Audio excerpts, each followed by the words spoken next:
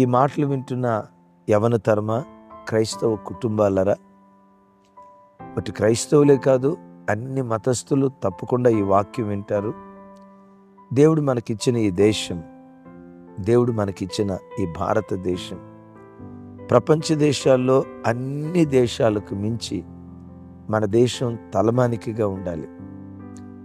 ఆరోగ్యపరంగా, వైద్యపరంగా, విద్యపరంగా, ఆర్థికంగా మేలైన ప్రతి విషయంలో ఈ భారత గడ్డ ఎప్పటికీ ఎన్నటికీ రాగల కాలాల్లో అగ్రరాజ్యంగా విరాజిల్లునుగాక.